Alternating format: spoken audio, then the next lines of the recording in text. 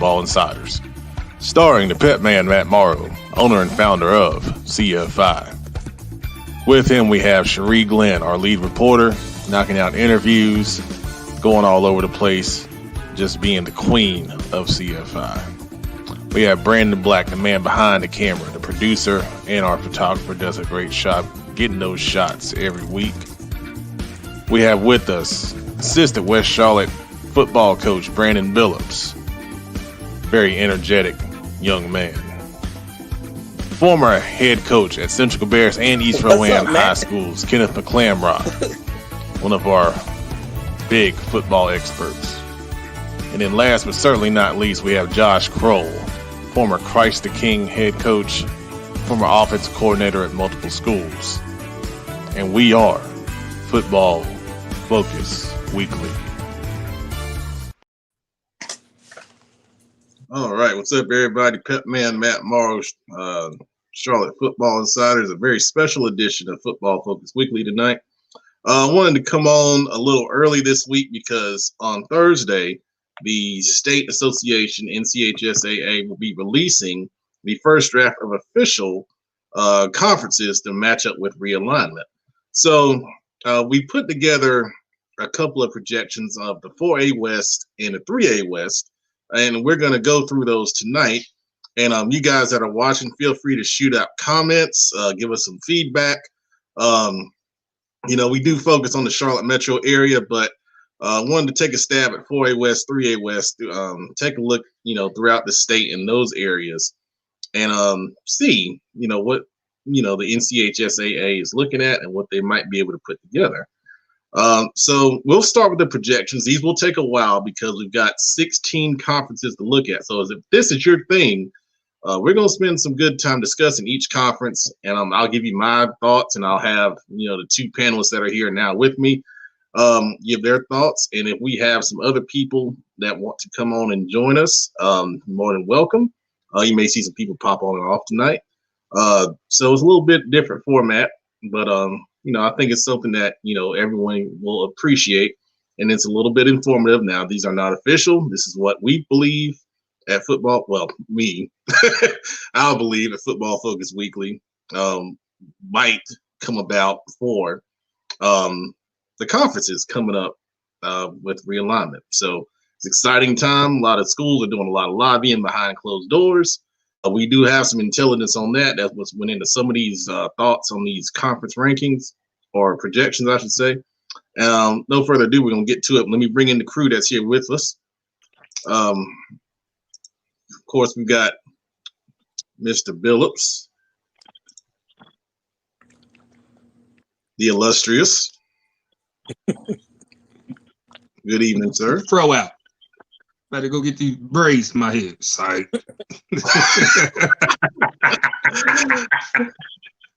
As you see, he's in his normal mood. We also got my dad to tie on. We also have Highland Tech OC Otis Powell with us. What's up, everybody? How y'all doing? We're good, man. Glad to have you. Glad you joining the crew tonight. Appreciate it. And then no problem, man. And last but certainly not least, the emotional engine of Football Focus Weekly, Kenny McClamrock. I'm just here to get everybody fired up on Twitter, Pep. Oh, Lord. You've been doing that all week. You've been doing that all week. Yes, you have. I ain't doing something right. Hey, man. Hey, you took over most hated CFI person from me. You took that running. And thank you. Hey, Kenny, I agree with everything you said, but boy, I was on there like this. I was like, that's Ken. That's Kenneth McClamrock. The crazy thing is people think that it's personal. I mean, there were some people on there who got all personal with it. I don't even know who you are. I have no idea who you are. It's not personal, man. I'm just trying to speak truth as 18 years as an educator, as a football coach has taught me. And my truth is always looking out for the best interest of the young person. It's not for the best interest of the coach. And I think some people forget that. They get that confused. But well, before we get started, my favorite part was when my man said, "Oh, you a teacher?" I was in here. I was at home crying. I said, "Ken back together." I guess when you don't have to put teacher in your Twitter bio because you're chasing clout, people don't realize that picture of you in your Twitter bio is you as a head football coach with your entire family on your football field. Yeah, teacher Ken. And then they assume that I'd never been at certain types of schools when I've taught at every type of school there is. My man said, I've been Title I. I say he started the demographics. I started laughing. I said, boy, they got Kenneth hot. They got him Kenneth. I was hot. Well, I just want to speak truth. We're gonna get to that in the second part of the show when we talk about eligibility, which you guys, everyone watches, stick around for after we do these conference projections. So, Coach Powell, without further ado, man. Sorry.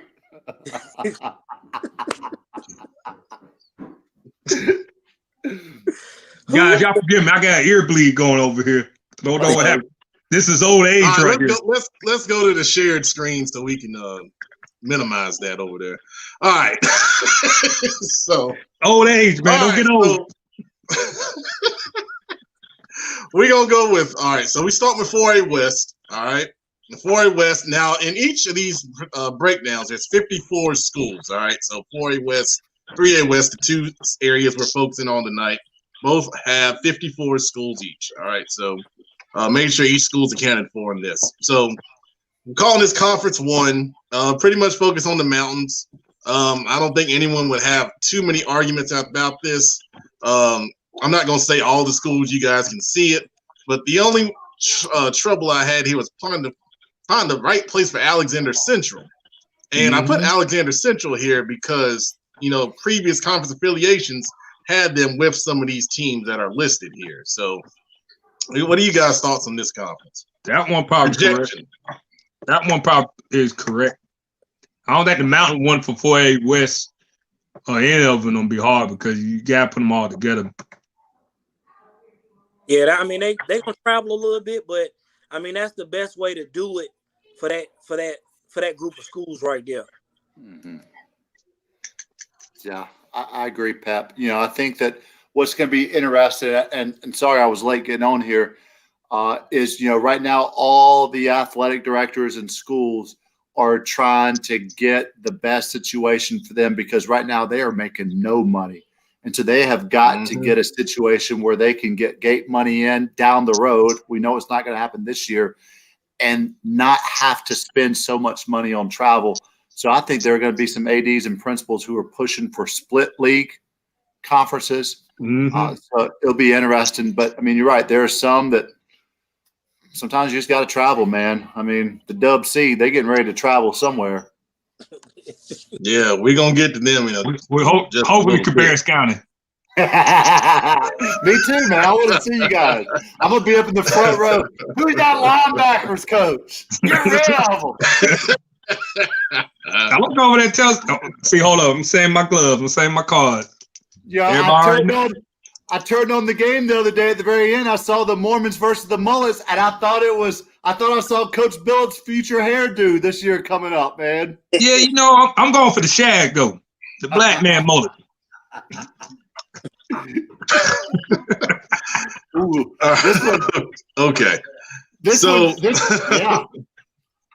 Yeah. So on Conference 2, pretty much, from what we've been hearing, allegedly, I should say. Cabarrus County, we try to keep those schools together as much as possible.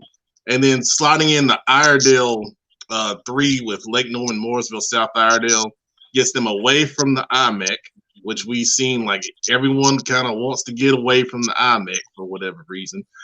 And it puts them in this grouping right here with Cabarrus County. So, thoughts on this configuration? There's one name from the IMEC. I ain't gonna say who. I told Pep earlier, but I heard rumors that a prominent powerhouse team in the IMEC is trying to leave too. And this conference right here, I don't see them. I see that maybe two of them, 3, Mooresville, Lake Norman, and South Iredell. I see them forming that league with that powerhouse because they want that gate, and it makes sense for them to go to that. Well, we just don't say spade. I think Huff is going to be in one of these conferences. I think because of what things are going on with, West Charlotte leaving.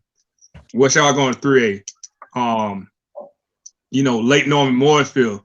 I think the IMEC is going to lose the sizzle, but I got an IMEC prediction once we get there that I hope happens because IMEC wants to smoke, and I got two teams that if they want to smoke, they should add them, and no matter what, they should add them, and it'll bounce Charlotte out a little bit, as y'all know what I'm talking about. But it's two teams. I think that this league, regardless of what happens with that other situation, I think this is a really solid league here, man. I mean, you've got a good mix of Cabarrus County schools. You got 4 of those. You've got the 3 kind of odd men out in Iredell County and Mooresville City schools. I think one of the places where the ADs and the principals are really going to push for a split league is going to be in Cabarrus County. Cabarrus County knows when they leave the county, they're not going to bring the gates that they get when they stay inside the county. Cabarrus County schools travel well from Mount Pleasant to obviously an A.L. Brown. A.L. Brown travels exceptionally well. That would be huge for a Lake Norman. Mooresville coming to Cabarrus County would be huge because Mooresville traditionally travels well. Of course, Coach Nixon is up there. They'll be excited to party at the pop, and as Coach Nixon says.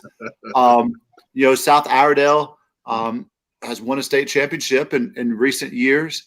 And of course, Lake Norman, we've seen, man, they've got some hellacious offensive linemen up on that team this year coming back. I love this league. I would love to see this league happen. I would love to see those teams come to Cox Mill and Harrisburg High School and West Cabarrus. And I'd love to see those guys go up there. I think it'd be another opportunity at A.L. Brown to have a crack at some 4A teams that's not in Cabarrus County. And I think that there are some natural rivalries that can be built there. Ken, do you think they do that split? They just add Northwest to Cabarrus? I do. I mean, that's what they want to do. That would give them 6 teams in a split league.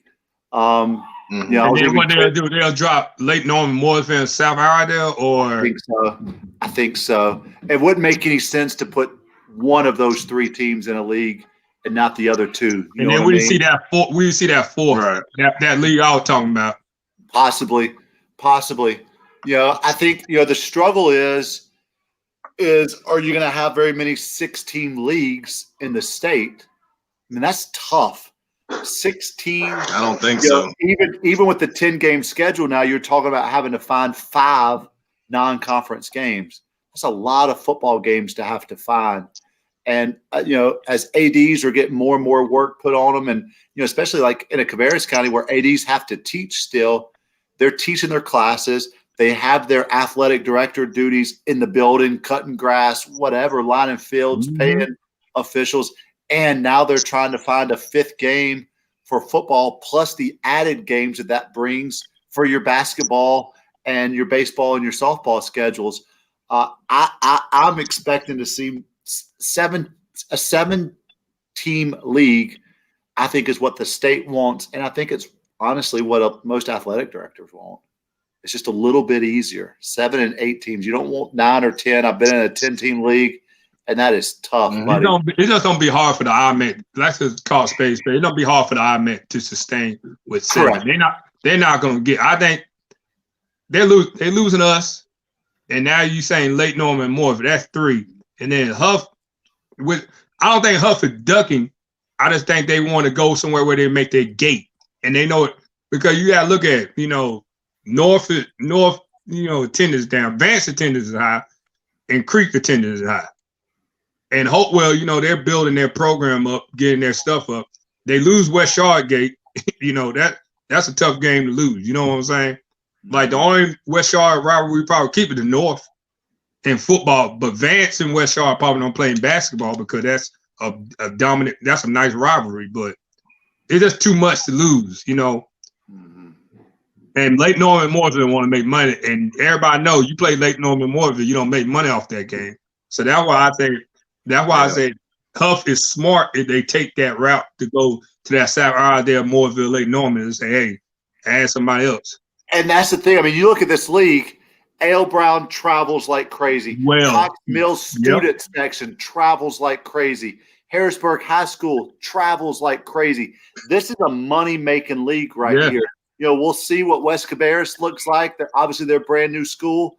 But that is a lot of big-time gates. Those ADs would be very happy, I think, to see that, even with a little bit of added travel between the two counties. Yeah, I mean, I'll preface this because we got a lot of people watching. I did this without split conferences because, you know, for years, split conferences have provided an unfair advantage when it comes to playoff seedings, the way it works for the state and everything. Now, in their pretty much breakdown they sent out to everybody, it said that they will still look at using split conferences, you know, obviously to reduce travel and, you know, things of that nature. But in 4A, there'll be a couple small exceptions, but in 4A, you know, there weren't really a lot of travel issues when I looked at putting this thing together. So let me just say that as a disclaimer before we move forward. All right, so let's go to the next one. Up in the Winston-Salem area there. They pray that don't happen. Good, great. And that's not far off from what they got now. No, I just say, you're right. Central Piedmont Conference. Yeah, you're right. But that, I think a couple of them like, hey, can we lose some of this? Because that thing top heavy. But I mean, you go ahead, Otis. I say you want a good conference. You want to play in the best conference in the state, and that's what you're looking for. So if you just look at schools and where they're located, then that's a great conference. But if you start looking at how many students you got in that conference, then that plays the issue too for some people. Yeah, but you gotta look at it. You got 5 playoff teams in there. Hey, well, if you ain't in the top 3 in this conference, you ain't going to the playoffs. I clear you ain't. Not that one. That's tough. I mean, just winning 4 games and you getting a playoff berth is kind of going out the window. Is what the state is saying. Like, hey, you got the top 3, top 2 in the go to the playoffs. That's 6. That's 6 playoff teams right there. That's good football, buddy. Yeah, that's 6. I mean, now, you're talking about in this league. Go ahead, Kim. Oh, I mean, it just brings me back to that conversation. In 1995, Concord High School was 9-0. The last week of the season, they played A.L. Brown for the Bell game, and they got beat in a sloppy, muddy mess, 5-0. And Concord High School at 9-1 did not make the playoffs because the SBC that year only had 1 team. And and here's the thing: as much as we want to complain about the North Carolina High School Athletic Association, that is not on Q Tucker and company.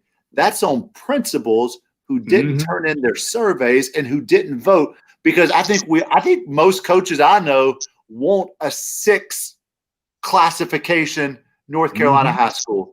It makes sense. Get rid of the 8. That didn't make any sense. But 6 classifications makes sense. It's a good, happy medium. There's not too many teams. There's not enough teams. You don't have to worry about those 4-win teams or less, like Coach Powell was talking about. But that's on the principals. The principals have to turn in their stuff, and there's a certain number of principals that have to vote to make a change, and they didn't do that. The pandemic probably helped that. Spam mail probably helped that. I don't know what the North Carolina High School Athletic Association does on their end as far as letting principals know, but that's on the individual schools. But that's a tough league right there. And you know what? You want that, though. You hit it right on the head, man. Who doesn't want to play in the best? Last year at Central Cabartus, we scheduled 5 conference champions on our schedule because we wanted to play the best teams in the league. Providence had been a conference champion the year before that. Hunter Hust, we wanted to schedule the best because we wanted to set our kids up for success in the postseason. And that league right there, buddy, that's a slobber knocker. It's like the IMAC. If you can get through that, everybody after that is a little bit easier. But that was like, that's why I was telling people who would complain about the new 4A format, the 4A, 3A, 2A, 1A. I love it. That's how it was when I was in school. We didn't go to the 4AA, 4 small A, 4 big A. until I think I was a junior. But you had to earn it. When you made the playoff, you know you earned it. And it's just, hey, it is what it is. You don't want them 2-win teams in there. And then they get in there, you gotta play ball, every week. 4A East Side North Carolina had been the same type of football, even though Greenville Rose had to run the dominancy back when I was in school. They were dominant. Mount Tabor had a squad and stuff like that. You always account for a team from Winston-Salem, RJ. I'm glad to see AC Reynolds back. AC Reynolds, boy, that's a beautiful place to play football. Don't want to go in there during the playoff because it's snowing. Wish y'all went there 0-2. No, oh my goodness. You put the hood in during the mountains in the snow. Lord, it might be snowing week 1 for you at the Dub C, man. We'll be all right. Be tougher. We got turf. Hey, Ken, didn't you guys play Tabor in the playoffs recently? Not me. Or am I getting it? Oh, we played Mount Tabor. This past season. Yeah, not in the snow. Yeah. Good football. Okay. That's good Lost football. In overtime. Went for 2 and didn't make it, man. They play good football in the Triad in Winston-Salem. They play good football. All right, good deal. All right. This one, more of a Greensboro taste to this one. They want this. They'd like staying together. Yeah. I mean, but you look at it, they're going to travel well. Their gate's going to be real good. Yeah. And you're going to have general family rivalries. The games are going to be a whole lot better and more intense for that group of schools. So I'm looking forward to it. I can't wait to see what that looks like there in the Greensboro area. A lot of those games may get moved to A&T campus because the high school stadiums won't be able to hold them. Yeah. Yeah. That'd be pretty cool. I like the Greensboro League. Like I said, I like the Greensboro League. That's gonna be some good football right there. They play good football in Greensboro. A lot of people overlook them because of Charlotte, but they play great football outside of Charlotte too. You got Greensboro, you got Raleigh, you got Winston-Salem. They play some great football around here. And that's a powerhouse. Remember Northwest Guilford coming down and giving Myers Park a good run a couple years ago. They had that kid that ended up, I think, at App, real good receiver. Yeah. So that's some good. Well, we seen Grimsley and Porter Ridge had a heck of a nice playoff game not too long ago too. So, I'm like you guys. I'm excited to see how that one comes together. We got a comment here from John P. He said that's some smoking at 336. Yeah, no, they don't get their respect, but me knowing what I know about some football around here in North Carolina, they play ball. I remember you hope the Page and Dudley rivalries stay, you hope that stays. And Page got beef with everybody. Page will play you anywhere. So one of the best high school football games, I wasn't there, but I watched it, was the Page-Mallard Creek game a couple years ago when they had DJ Humphreys. And, DJ Humphreys was playing tackle. He was playing tight end. They were moving him all over the place. And, buddy, let me tell you what, Page, buddy, that's good football there. They play ball in Greensboro. Yes, they do. It ain't no, hey, we just don't tag you. They hit you. There's some broken chin straps in that game. You better, but they like what we used to say, Ken. You better tighten that chin strap up. That's the Monday morning talk. When it's 30 degrees outside, woo, buddy. Them quarterbacks. Take that spider pad off. They try to put the little spider pad. Nah, you better be ready to hit, baby. This league is. This is a strange league here. I mean, obviously, Union County. You've got incredible football being played right now. One of the top counties in the state for football. I was surprised to see that Piedmont's numbers had gotten this big. I mean, I was blown away by that when I saw that. I think they're on their third coach in 3 years. But obviously, Weddington, Sun Valley, who was really good 2 years ago. I mean, Sam Howell. I mean, they might have a first-round draft pick here in a year. Porter Ridge, who competed for a state championship. Hey, that's a dark horse. That's the dark horse to win that conference. And then let me tell you, man, Marvin Ridge and Cuthbertson. I mean, how many big-time football players, quarterbacks, wide receivers especially, has come out of that league right there in the last 5 years. Yeah. That is big time football. I mean, they're probably grateful that they lose Charlotte Catholic in this look. But I mean, and they don't have to worry about Monroe. Monroe's grateful that they don't have to worry about these guys. I know some people on the South Side wishing Charlotte Catholic to stay there. Everybody in Olympic. Real quick from DJ McFadden about Page and Creek. Played Page in 2017. Creek, them boys were hitting. Oh, they hit one. I remember watching the game, and I was amazed at the physicality of that game. It was the biggest boy football that I'd seen. You know, of course, I saw Coach McFadden whenever he was playing in high school. It reminded me of some of those old school Independence versus Richmond County, the early 2000 kind of games, because they were just lighting each other up. I mean, it was incredible to watch. But the thing about this conference, I would say, is two things. You don't know what do not count Weddington and their head coach out. Just because Shipley's not there, don't think that team's not talented. He's been a head coach for 2 years. And his combined record is what, 29-1? Yeah. Cuthbertson, Marvin Ridge, and Porter Ridge. This is a lot of talent, because that battle for, let's say Weddington dominates. That battle for number 2 is going to be a battle. Cuthbertson, they got some good ball players. Marvin Ridge, they got some Porter Ridge. This is tough in Sun Valley. You don't know.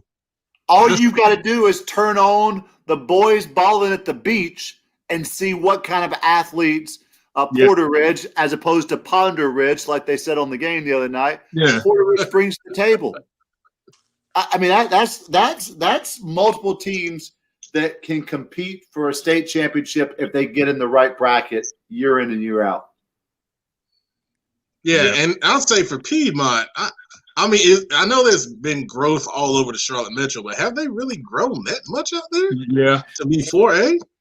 It probably just like, let's call a spade a spade, like some of them teams in 4A now. They're getting some of them online. Like, they got a whole bunch of online students in there, and they got the online school for the district. They get counted towards them school's numbers, but they really don't attend. So you don't know. Like, there's some people who go like to Harper campus and stuff like that, the engineering school. They may live in, like, let's say a Harding district, but they might not go to Harding, but they get counted towards Harding numbers. Yeah. So it's stupid, but I'm not sure. We played them in 2 years ago and 3 years ago. And like I said, Coach Hyatt was there. Then they got a new coach last year. I'm not even sure who the new coach is now, to be honest with you. I forgot his name. That's a tough, buddy. That's a tough draw. I've seen him on Twitter. I think he's from the upper Midwest. I can't remember what state exactly. Okay. But very energetic, he seems like a really good guy that can connect with the kids. So we'll have to find who that is. We'll have to get him on the show. Yeah, God bless him, man. I'll tell you what, he's in a conference where they do got the numbers. Because Cuthbertson got the numbers, Marvin Ridge got the numbers, Porter Ridge got the numbers, Sun Valley got the numbers, and Weddington got the numbers. So, of course, we've had Coach Leggett on the show, and watching his offensive line. His offensive line is as technical as any high school offensive line that I've seen. Yeah, in North Carolina. They play the way that offensive line is supposed to be played. Man, he does a great job with those guys. Yeah, Leggett's the man. Shout out to my guy Leggett. Leggett, my guy. Absolutely. All right, next one. Yeah, we're getting into the meat and potatoes here for you guys that are watching. Hey, Pep, they hope this don't happen. They hope that don't happen. Because let me tell you right now, Slobber knocker. Woo! Butler, Catholic, Mars Park. Yeah. Now, this is for you guys that are outside the Charlotte area. We're looking at Southeast Charlotte right here. So group those guys together. And you don't have a lot of money made here. And you're going to have a lot of good football played, a lot of good traditional rivalries. Yeah. All across the field. Speed, size, athleticism. Wow. Yeah, but Pat, you left off my alma mater. When you left off Olympic on this, I'm a little worried that Olympic wouldn't be right there with those guys. Oh, we already know where Olympic going. So I'll tell you, I was going back and forth between Butler and Olympic because Butler's on that southeast side, Olympic's on the southwest side. I think either one could go. Nah, Olympic gonna get their wish. Yeah, we know where Olympic want to go. and you smart. I'm not talking junk, but you smart. That's the conference you want to go because there's two teams, Hard and Bear. Now think about it, where they pull the rest of these teams at. Olympic on that conference. Hey, well, we'll see basketball. Shortly, well, I mean, you can say football, basketball, but every school there, if you add Olympic to it, you add all the sports. Man, that's gonna be a great conference from head to toe. Oh yeah, no, I agree. Track and field, soccer is gonna be a bloodbath and trying to get wins over there in this conference.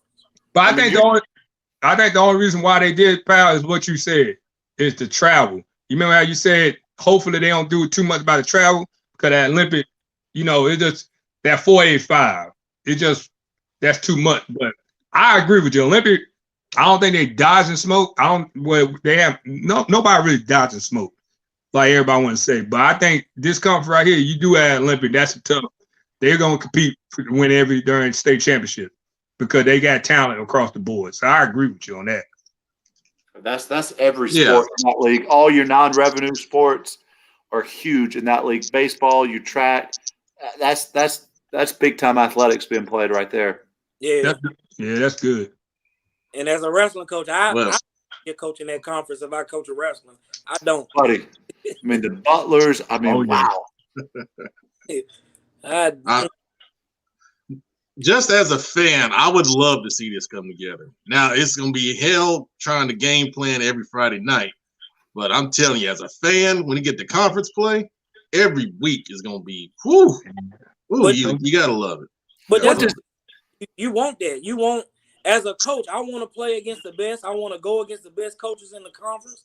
And I want to get tested every week. I want to get tested because I want to see how good I am so I can hold my chest up when I go to the high school coaching clinic in July. I want to stick my chest out a little bit and say, hey, yeah, we beat y'all. Mm-hmm. Let me tell you something. So many different styles of football and that comes. You got hit you in the mouth and take the sky away too. So what do they do? What does Coach Evans do at South Meck? What does he run on either side? Pretty much like a spread, pro spread kind of guy. Yeah. Okay. They play with tight end every now and then. Like you say, pro spread. Tight end every now and then, but he's gonna mix it up. Now, yeah, he got Bryson over there. Come on. And he got athletes. He got athletes this year. He got some height at receiver, so he don't spread. He's gonna spread it out, but they're gonna have they've been looking good in that little 7-on-7 stuff, So I expect for them to be real. I expect for South Meck to be way better than they were last year. I agree with that.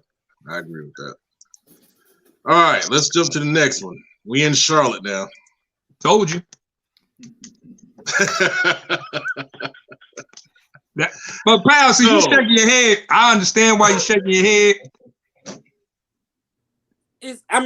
Politics. I'll tell you that. Politics. I'll go with you on the politics, but it's a no-brainer who's gonna win. It's a no-brainer who's gonna win football in this conference, who's gonna win basketball in this conference, who's gonna win baseball in this conference. Oh, now hold on now. Ain't no-brainers over there. It is. Y'all ain't. Look at the Rams. The Rams got bad a little bit. Look, together in 2010. I love Harden just like you. But today, it's been a while since they beat Olympic in football. Well, I'm gonna hold you off a little bit from one thing you said. Now, basketball, Harding, I'm gonna come out and say it. They're gonna beat Olympic this year. There was a 1-point loss last year, and yeah. I'm sorry, LJ. I'm sorry, but I felt attacked. So Hey, look at Hart. Put Hart comment in here. Put Hart comment in here. Hold on, we got a couple comments. Put Hart comment. I'm coming. All right, so my friend Nikisha, she watches the show a lot. She's a Garinger grad, so she's excited to see Garinger in this league right here. Garinger ain't signed to be in that league. I bet they. And Coach Hart, defense coordinator at Olympic. We need that conference. So, Coach Powell seemed to be a little bit of difference of opinion right there. Now, the only thing I would tell you about this conference, there's two games I like. There's one rivalry, undercover rivalry, that I'm glad that they put this in. Because Independence and Rocky River, with all the stuff that the fiasco that been going on, we need this matchup every year. Because I'm here for it. I hope it's on my bye week because I'm going to that game. I don't have me a bucket of popcorn. I'll be sitting there watching it. And I'll be sitting there the whole time like this. And I like it. I really do like it for Garinger and Barry and Harding. I think this is a conference that gives them, even East Meck, because they're rebuilt. It's a lot of, these are the stuff that we've been talking about, the numbers. Like they got 4A numbers, but do they have 4A numbers of 10 like tryouts and stuff like that? This is a good conference for that. Everybody say what they want to say. That's one of the things I was looking at. Yeah, they can say it's not gonna be competitive. It's gonna be competitive. I think Olympic ain't no slouch. Olympic talk junk. East Meck talk junk.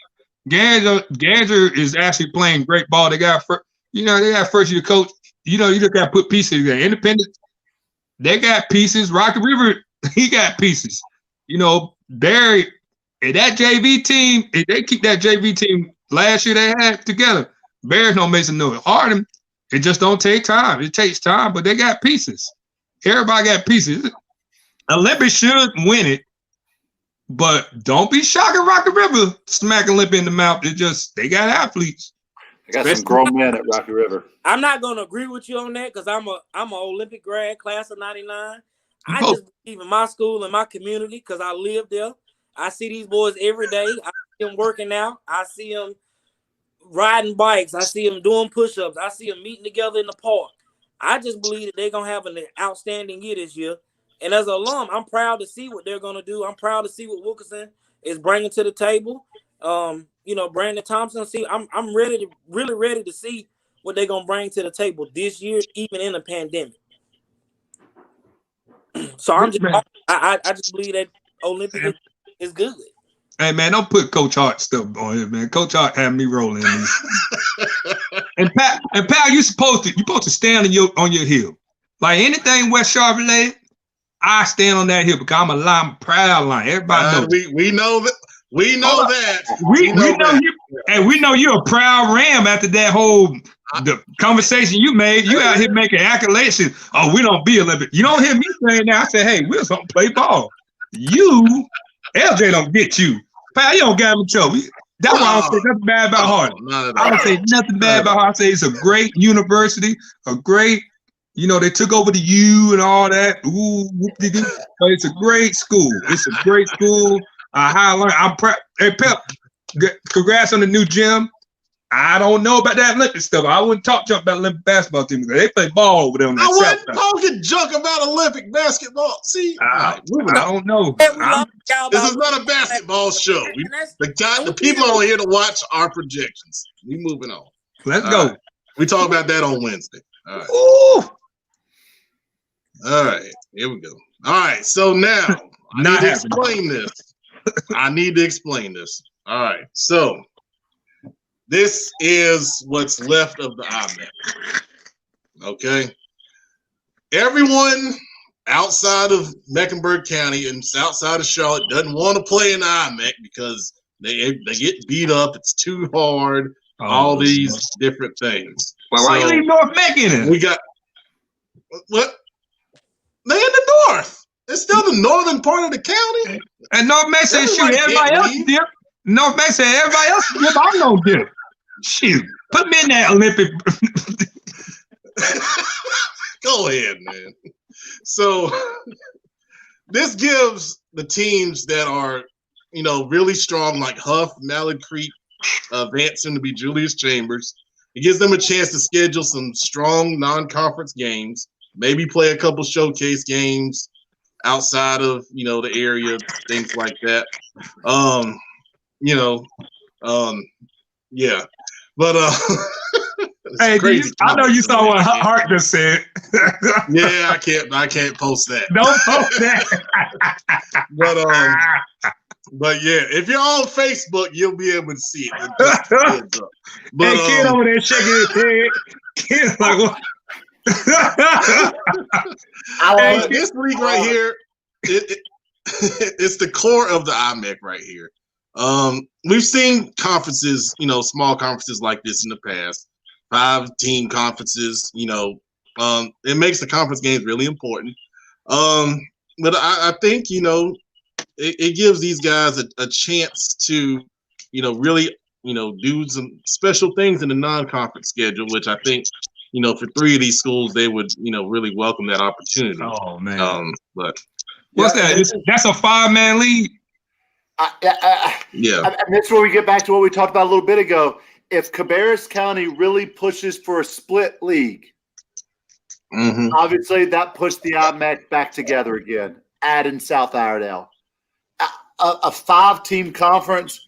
Holy cow! I mean, you're talking about Huff, Mallow Creek, and soon to be Julius Chambers trying to get 6 non-conference games. Now Butler will play them because Butler seems to play everybody. Myers Park will probably play them. Page will play them, I'm sure. But after that, there's only so many teams in this state. They don't want to play. They're not going to do that. Mallow Creek and Vance, and they're not, especially with the new playoff system. Yeah, they're not. These guys are going to have to go out of state. They're going to have to play all Dorman and Dutch Forks, and they're going to have to go to Georgia. They're going to have to go to Virginia to get teams to play them because there are only so many teams that will play this guy. That's why this conference has to have 7 teams in it because these guys need help getting non-conference football games. And the bad part about it, the rumor that I heard, the 2 teams they may add to this, they wrong for that. And, it was me. I would say put Myers Park and Butler in. And hear me out. The only reason why I say put them in there because they say they're top dogs. I do not want to see East Meck and Garinger. I don't want to see Rocket River and Independence in that conference. But I can see it. But let IMEC, that's what makes IMEC so IMEC. Especially if Huff gets to get out of that conference, you're gonna see some people get their feelings hurt. And they don't give them 3 teams. And them 3 teams, everybody's like, oh my goodness. And Garinger and Independence have been in this conference before, back in the day. And I played against Independence, coached against Independence. Yeah. So Garinger, Independence, and Rocket River. And it was the Mecca. And I'll tell you right now, Rocket River ain't scared to go in that conference because Coach Gray not like that. He don't run from him. But he's got dudes. I'm just saying this is the only conference I would not see with 5. They can't.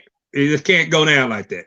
Can't. There's no one that's going to play these guys. Yeah, the only team they don't really play. No offense, please don't. I don't need no trauma. It's North Meck and Hopewell. North Meck and Hopewell would be easy for them to get games. And that's not me saying they lack competition. It's just nobody wants Mallow Creek and Julius Chambers. They keep wanting the chamber. That's their new slogan. I'm keeping that. And Huff, nobody want to do that. I had a conversation with Lance. Lance don't say I'm a jerk. That's why I tell him his slogan: keep wanting the chamber. Psych. But there are only so many non-conference games that Butler and Myers Park and Page can schedule. Yeah. And these guys, I can see that. Yeah. And I think that might be the push that these guys here are going to say, we need those Iredell County schools. And Cabarrus County is going to say, we need a split league Cabarrus County team. And I think that's what ends up happening. I think those 2 conferences remain basically the same because So who comes in with these guys then? That's what I'm saying. I think you bring it back Mooresville, Lake Norman, and South Iredell, and it just remains basically the IMEC as is, and the South Piedmont remains basically the South Piedmont Conference as it currently is, minus Jam Robertson. You want to know something, Ken? I hate to say this because this school don't get mad at me. Cox Mill is a valid point too because Cox Mill is right down up the street from Vance. Well, and let me tell you, Cox Mill is in the backyard of Malley Creek, and for a long time, just being real with you, Cox Mill over the years has gotten a lot of almost bounce back guys from Malley Creek, guys who whenever Malley Creek would get their 29th transfer in for the year, a Malley Creek player would transfer to Cox Mill. Let's be real with it. Yeah, you be real. Hey, man. Hey, baby, go on. Shoot your shot, man. You've been shooting all Oh, boy. They bump up against Highland Creek. They bump up against Mecklenburg County's line. You pull out of Highland Creek and you're right there on what's that street where the church is that has the barbecue every year? Malley Creek Church. Yeah. I mean, I like that, but I think Ardrey gonna get theirs. I think Ardrey and maybe Huff might go. I think Cox Mill might come in there. And I like the independence of Rocky River coming. I like it. There was a time when a head coach in that league right there, and I talked about, Cox Mill down the road. Cox Mill might be in that exact league because of their numbers and because of where they're located. I don't think that we thought at the time that Cabarrus County would have 4 4A schools. You look at Cabarrus County right now, you're looking at a brand new high school, West Cabarrus, that only has 3 grades, and they may have the highest ADM right now in the county after Hickory Ridge and Cox Mill, and they only have 3 grades. Wow. Next year, they're going to be the largest school in the county. And Cabarrus County Schools spent a lot of money to pay a group of people to come in to divide up the schools evenly. It ain't happening. I mean, you're looking at Central Cabarrus is going to be under 1,100 students next year. Yeah, but I think you see that. If Cabarrus County get their own, I think it's going to be split. But I think they don't have to give one. Especially that one. If Huff lead this conference, they don't have to give one. But you cannot make that a 5. You can't make that a 5-man come because nobody's gonna want to play Van Creek and Huff. Nobody. No. And all the coaches they sitting on here and they'll be on Twitter. We want the smoke. They're not gonna hit them up, man. It's not gonna hit them up. It's just me being honest. It's just because, like you said, everybody want to go to the playoffs. They want to keep their job. So got to win football games this year. But when you look at it, Huff, Malley Creek, and Vance, they'll pay somebody to come play them. Well, a lot of people don't want that money because they don't want to get slick in the mouth. Does Vance have the ability to pay a school? Yeah, they might pay $2,000, $5,000 for a team. I know Huff can, but can Vance pay a school to play them? I mean, that ain't a knock on Vance. It takes a lot of money to pay a school. I mean, losing. If it's the right game, the right situation, ADs can work out some different stuff. Man, if that league happen, they're going to Greensboro. It's gonna be a whole lot of them going to Greensboro. That's the only team. That's the only team that's gonna be wanting to play. That's it. In Richmond. And I don't know if these guys want to play Richmond in the regular season because they know they're going to play them in the playoffs. They probably don't tell them no. They're going to play Richmond in the state championship now because Richmond on the East. That's right. So maybe there's more likely that could happen then because they're in the East. And so they don't get paid for and they'll Grimsley. I know I got inside. So Grimsley and them will play them. Page will play them. I don't think maybe Rasdale and Southwest Guilford. You know what I'm saying? But nobody in Charlotte don't play. Good discussion. All right, so let's jump to 3A West. We'll go a little faster through these. All right, so 3A West Conference 1. We're looking at the mountains once again. I mean, there's a little bit of travel there because we're starting to get a little spaced out here. But I mean, once again, these teams are already in similar conferences with some of these teams that are here listed. So, mountains are the mountains. Mm-hmm. I think the best team out of that group was High Brighton, Pisgah, those two. Pisgah's moving up from 2A, right? I believe they've been 2A.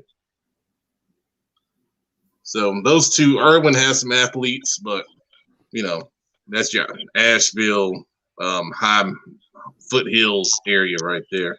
Yeah, that's a lot of Conference travel. 2. Yeah, Conference 2 is going back towards High Point, Winston-Salem, middle of the state area right there. North Davidson traditionally has been pretty good throughout the years.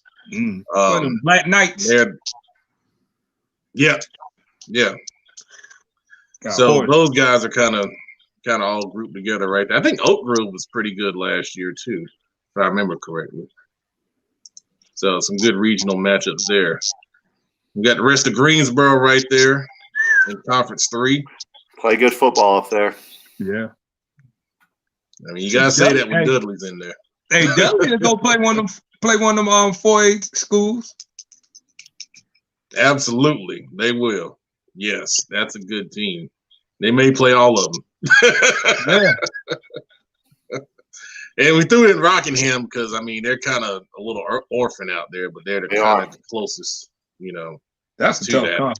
Group. Is Brad Baker still out of Rockingham County? Who's that?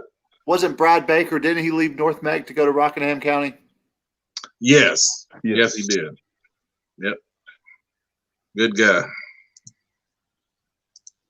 All right, now we're getting into it here. All right, so had a little struggle on this one because we had a little orphans on both sides. Now, once again, we didn't do it with split conferences, but we had the discussion about Cabartus wanting to have probably that split conference with them. Is Carson the Iredale County School?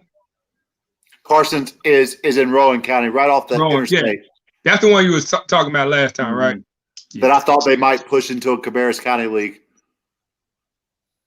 So you got Union County and Cabarrus because and Rowan County. I mean that is really that's the orphan league right there. They put Central Academy in 3. They left in 3A. They're 3A. Yep. Plus Montgomery County. I mean that's a I don't know. That's a tough league. That was Montgomery was a real tough one, to try to find a place for them. I mean, even if they go to a split, there's like nothing out. And that's why they are who they are now. I'll tell you who is liking that right now. Coach Giddens, the new coach out at Parkwood that came from Cotton Mill. I mean, he's loving that because now he's out of the Union County League because they're all 4A. And I think that Carson's liking that. I think Carson, Northwest Cabarrus. You put Carson, Northwest Cabarrus, they like that. We'll see what those guys look like. Of course, Coach Mormon is at Northwest Cabarrus now, brand new. And there are several first-year coaches in that league right now. That's a good league. That is a good league. I know Montgomery Central is they're underrated. Carson is too. It's a good league for first-year head coaches. So, Ken, how would Concord feel about this? They like it. They won't, honestly. I mean, Concord fans, once again, Cabarrus County likes to play Cabarrus County. They like the natural rivalries, especially the old schools, the Concords, the Mount Pleasants, the Northwest Cabarrus, the Central Cabarrus, those schools that are all 55 years old and older. I mean, Concord is over 100 years old. They like familiarity. They like the geographical. They work together. They talk junk at work. The water cooler talk. I mean, that's a tough league for Concord, man, because, obviously Concord struggled the last couple of years, but there's no gate money there. Concord and Central is an old rivalry. Next to Mount Pleasant, Concord is probably Central's next biggest rivalry if you don't count Hickory Ridge. Northwest Cabarrus, Concord is a big rival. But Concord's played Parkwood in the past. It's been a long time. Carson was in the SBC a couple of years ago when it was that 10-team league. But Central Academy will be new. Montgomery Central will be new. Parkwood, is mostly new. But you don't get that split conference because, like he said, it just Central and Concord and Northwest Cabarrus. It either don't be a split with 4A, 3A, or how many 2A schools they got? There's two, Robinson and Mount Pleasant. And well, there you go. And that's the other question. I was talking to an athletic director in the county this weekend, and I said, has there ever been a 2A, 3A, 4A split league before? And he didn't know of any. That's how desperate I think the Cabarrus County is to remain Cabarrus County. But you could take maybe a Northwest, Concord, Central Cabarrus, Carson, and combine them with maybe a Mount Pleasant and J.M. Robinson. 16 2A, 3A league. 2A, and 3A. Now I think that they're happy. Carson's kind of the oddball out, but that would be a league that Carson can compete in. And that would be a league that, right now that it would be up for grabs who the conference champion would be in every sport. But that's just an ugly league. That'd be a tough league. We got 4 counties going on.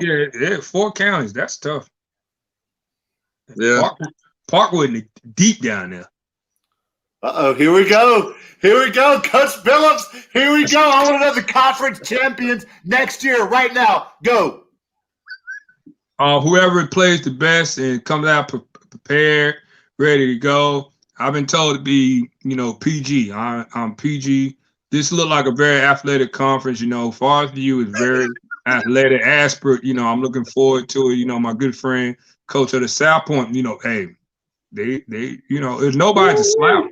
Y'all better be ready for that one, buddy. Well, it's a saying that I say, I don't let my mouth do the talking. I let my pad do the talking. So I don't talk. Now, y'all notice now he's getting all soft now. Yeah, soft. I'm not soft. I have to make sure I don't write a check that my mouth cannot cash. So when I was playing football, I'll be honest with you, I'll say, hey, we don't win. But I'm not playing, I'm coaching. So, it's like when I was at Providence, I tell you, I can't go out there and play for you. But hey, it's wide open. It's there. When West Shaw got the 3A thing, I grinned. I had the Grinch grin. I said, oh. And I saw it. I said, oh, it's good. But you can't sleep on these teams. Don't be denied. They play ball in 3A too. Yeah, no, they do. Absolutely. But I'm just saying, like I said, everybody was like, this is a good draw from East Lincoln is good. South Point is good. It's no slouch. Forest View, they're good. I think they don't mess around and put Crest in the league with us. I think they don't make us work. I really do. I really do think they don't. Well, Gaston County does not want Crest or Kings Mountain anywhere near. But let me tell you something. Gaston County don't make the rule. Since Cabarrus County has clout a little bit, they could request a lot of things. But Gaston County, there's no shots at Gaston County. But I'm telling you, there's some people upset that 2 Charlotte teams are in this 3A thing. Well, and they're going to put Crest in there. They're going to put Crest in there. The state don't like West Charlotte. And y'all know that. I talked about this league last week, man. Thank you, pal. I love this league. I love the idea of, I would love to see West Charlotte and West Mecklenburg come to Cabarrus County as well. We talked about that. But I'm going to tell you something. In 2014, we played South Point in the 3rd round of the playoffs. Yeah. When I got to East Rowan, I was the 28th head football coach in 52 years. The 28th football coach in 52 years. When we got to South Rowan on the back of the field house, I noticed that South Point had opened up the same exact year as East Rowan. East Rowan, 28 head football coaches. South Point was on coach number 5. Yep. And they were all South Point assistants before they were South Point head. I talked about this with a coach just this weekend. One thing that I loved about South Point is when we played them, all of their coaches were wearing letter jackets on the sideline for their cold gear. And what I could tell is it wasn't their high school letter jacket, although most of them had probably played at South Point. It was letter jackets that had the letters of all the conference championships, the district championships, the sectional championships, and the regional championships since they were a coach there. Wow. And there is a lot of specialness at South point. Now you better watch them blocking below the waist and all that kind of stuff. You got to buckle your chin strap up. You got to play this. But I'm telling you, I like it. I don't think Crest. Me knowing how the state does West Charlotte, Crest or Kings Mountain don't be in the league with us. Watch. You're saying West Charlotte's going to have to go to Crest or Kings Mountain? Watch. South Point is a team that don't make us fight. They're going to put one of them powerhouses in there. They don't put a powerhouse in that conference. Here's why I'd be hesitant about that right now. Because right now, a big dilemma that all athletic directors are trying to figure out with COVID restrictions, how are they going to get athletes to away games? Right now, in volleyball and in cross country, kids and kids' parents are driving themselves to away games, and they can't go in the gymnasium. Wow. So being realistic with it, COVID, we know, is not going anywhere. Yeah. Being realistic with it, our governor is still going to be the same governor in 2021. And so now I think the state is going to have to be extra careful. If COVID regulations are still in place, they have to have conferences that are geographically nearby. You can't expect West Charlotte kids to drive to Crest High School. There ain't no way. No, I agree with you, but I wouldn't be me personally. I'll prepare for the worst outcome. They're going, if it is possible to put Crest in that league, Crest would be in that league. I like Crest and Kings Mountain. Let's take a look and see where I got them projected. All right, real quick. That's just there are a lot of orphans right there. Western part of the state, near the state line. Yeah. All right, so there's where we got Crest and Kings Mountain. We got them going up a little bit. So with these are some heavy hitters here. Morganton Freedom, you better watch out when they play some ball, boy. Yeah. And Brighton too. Yeah. And Hickory, hey, they're sleeping giant. Some sleeping giants in that league. That's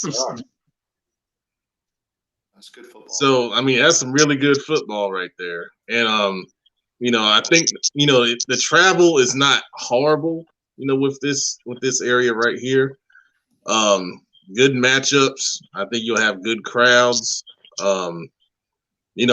Crest and Kings Mountain, they want to go Gaston County, but this isn't a bad consolation for them.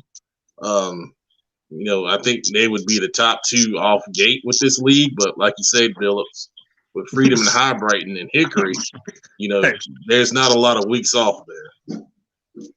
Them small towns, you gonna play small town big time football. They don't. Hey, it's just like we said about Greensboro.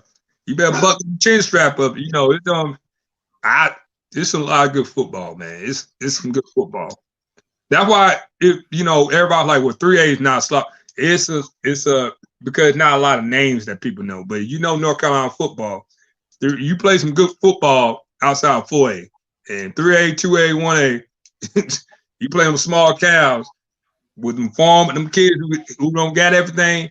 They don't go out there smacking them out. They crazy.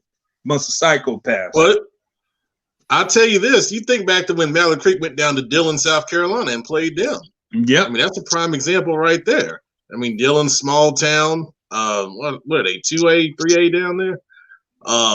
And Dillon gave them everything they wanted. Mallard Creek was, good enough to get a victory, but it was a fight for 4 quarters. Because they ain't scared. These are the kids that are not scared of you. They don't care. Play ball. So that's what we got right there. And our last one, we got a little mix right there. Surprised to see Lake Norman Charter, being 3A. That was one of the things we talked about in the text the other day. I didn't know their numbers were that high. I was shocked. But this grouping right here, you got kind of a Rowan and you got Iredell and North Lincoln kind of mixed in there. So, Ken, I mean, you're East Rowan guy. Yeah, I mean, obviously this would be a league that you could slide Carson into You know, some oddballs in it. I mean, North Lincoln is that's a long way from East Rowan. From West Rowan's a long way from everything. There's nothing near West Rowan. It's same, but North Lincoln about like going to Lake Norman Charter too, because it's right down the road from Lake Norman Charter. Yeah, I mean that's true too. You know, I mean, West Rowan butts up against those Iredell County schools. That makes sense to me. You know, I could see. I don't know. Lake Norman Charter is the one that throws the wrinkle into this. Being 3A, where do they go? I think they go with that East Lincoln and West Charlotte in them. I think they don't be paired with that because you got to look at it. They right, you know, everybody think about East Lincoln, West Lincoln. They're right down the street. Well, North Lincoln, East Lincoln. Yeah, they're right down the street. They're right. They're on the same road. I think they're right on the street. Yeah, right? Like Lake Norman, you to get there, it just. I don't think. I think they got to be in. I think them two teams had to be paired with West Charlotte and West Meck. Yeah. You know, it's just me being honest. I'm surprised that South Rowan has 3A numbers now. They were losing kids like crazy when I was. So I could easily see a Carson sliding into this league, and if they did that, that would put that at what, a 9-team league, which is where some of these schools have been. When I was at East, we were in a 10-team league once again in Cabartus County. I mean, the Lake Norman Charter throws a monkey wrench in it. And the North Lincoln throws a monkey wrench into it. I think them two get bounced that league with West Charlotte now. It just because y'all got one Lincoln. That'd be a huge league. That'd be a huge league there. That'd be what 10 teams, I think. It would be. I just think that you don't have to. Like, Lake Norman, North Lincoln. What's the Lincoln? East Lincoln. That's the one. The other one with West Charlotte, right? Mm-hmm. East Lincoln and North Lincoln, like literally, all three of them schools, you just stay on that same road and you'll hit it. Like East Lincoln, you'll hit it. East Lincoln is what I'm thinking of. East Lincoln is the one that's right down the street from Lake Norman Charter. Yeah, and then North Lincoln, and you keep going down that road, it's still right there. The only reason I know when I used to go drill in Morgantown, I used to pass the school going that way. And it's just, I can see West Charlotte, West Meck, South Point, East Lincoln, North Lincoln, and Lake Norman Charter in conference. I really could. I mean, now you're looking at 9-team conferences when you still have some 5-team conferences. Yeah. But like I said, they don't have to get creative. But I think like Farview, North Gaston, Kramer, and Ashbrook, they might not get their wish. You know what I'm saying? Because that could be Kings Mountain and Crest. You get what I'm saying? And you take East Lincoln and South Point, West Charlotte and West Meck, and put them with Lake Norman Charter and North Lincoln. That's a nice conference. Well, we're gonna see. The first draft comes out on Thursday, so hopefully you guys can at least get an idea of where everyone is. And those are my projections with everybody's commentary on them. Yeah, that was a great job. That was really good stuff, man. All right, so let's get to the second part of the show. Eligibility. It's been a big issue, obviously, with remote learning. And our Kenny McClamrock has made some statements on Twitter that some people have felt some type of way about. So to introduce this segment, I'm gonna let Kenny talk about his thoughts, and then we'll kind of bounce off of that. So Kenny, what you got on eligibility? Pep, we can go back to our very first show.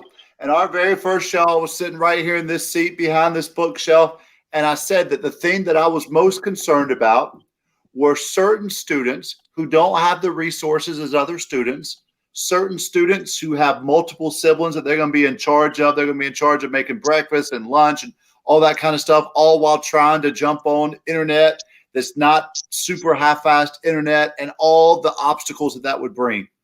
But here's the truth.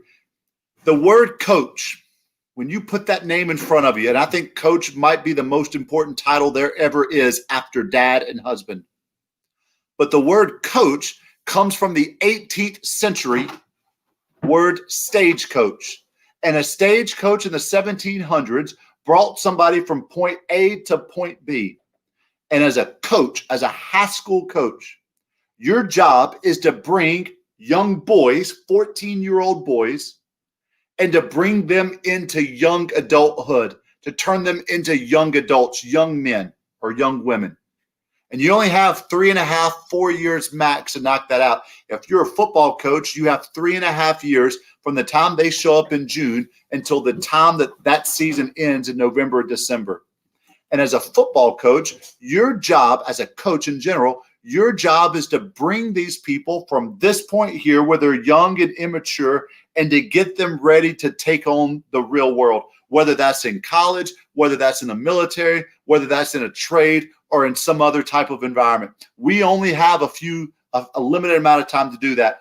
And because of that, it's amazing. All these coaches on Twitter, they love to retweet the Tommy Knots. Well, we just expect more out of them.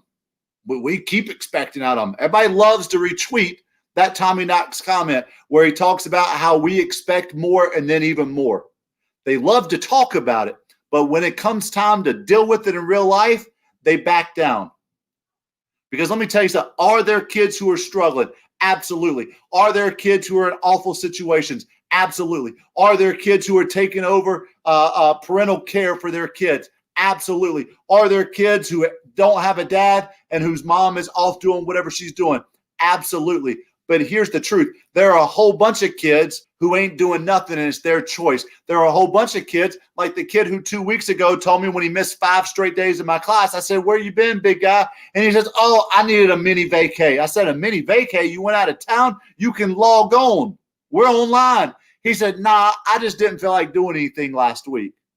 Or it can be like the girl who sent me an email last week and she said, Mr. Mecklenburg, you're my favorite teacher. You're the teacher I feel like I can trust. She said, I'm really struggling in school. She had all A's and B's first quarter. She said, I'm really struggling in school this quarter because I stay up till 4 o'clock on Snapchat in the morning. And then I can't stay awake during the daytime. And then she took it a step further and she said, Mr. Mecklenburg, will you call up my mom and justify to my mom why I'm struggling in school because I can't stay awake? It's a focus issue. No, it's a you staying up till 4 a.m. issue. We give assignments as teachers on Fridays. We have to give what's called asynchronous assignments, which means that they're not live. And so some teachers give a little assignment that's maybe 5 or 10 minutes. My assignment for last Friday should have taken no more than 10 or 15 minutes to do. But some Fridays, I've given an assignment where literally their only assignment is to put your name on this Google sheet and to list all of your missing assignments. And come Monday morning, when I check that Google sheet, I've got less than 60% that's done it. That means over 40% of my students, and this is all students, athletes and students alike, over 40% of them did not log in, did not fill out their name, and did not put the assignments that they're missing. That's laziness. In Cabartus County, where I teach, the students in the building have to be to school at 7:15. The students online don't have to get online until 8:15. And here's the truth. They're expected to be online for a 60-minute, actually a 45-minute class, 4 45-minute classes. They have a 2-hour lunch break in Cabartus County. I'll say that again. Cabartus County online students have a 2-hour lunch break. 4 45-minute classes. They don't have to get on until 8:15, but they are only required to log in before 11:59 p.m. If they log in before 11:59 p.m., they are given credit for attendance that day. Now, do kids struggle? Yes. Is it tough to do math in an online situation? Yes. Is it tough to do chemistry in an online situation? Yes. Is it tough to do foreign language in an online situation? Yes. But the truth is, all of those classes are tough. French is just as tough in the building as it is online.